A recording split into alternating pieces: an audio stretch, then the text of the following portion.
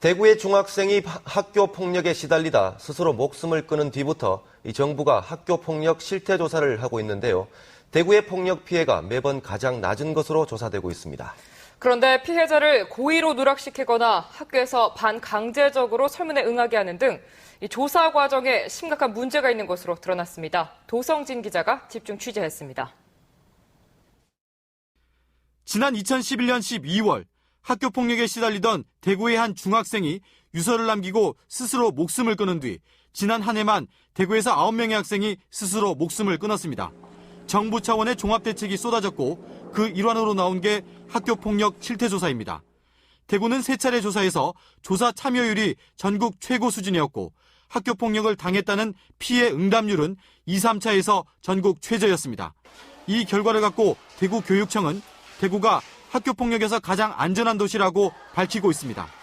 하지만 조사 과정에서 심각한 문제가 있었던 것으로 드러났습니다. 조사의 특성상 비밀이 보장되는 공간에서 자유롭게 조사에 참여하도록 해야 하는데도 공개적 장소에서 강제로 조사에 참여하게 했습니다.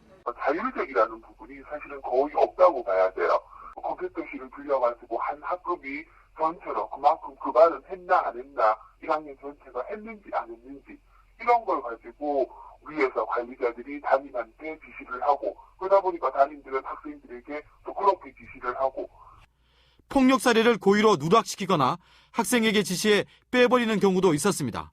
학교에 알려지고 이렇게 이게 다 된 경우, 처리가 된 경우에는 이 학교 폭력이라고 여기 연락할 필요 없다. 이런 식의 설문조사도 있다는 거죠.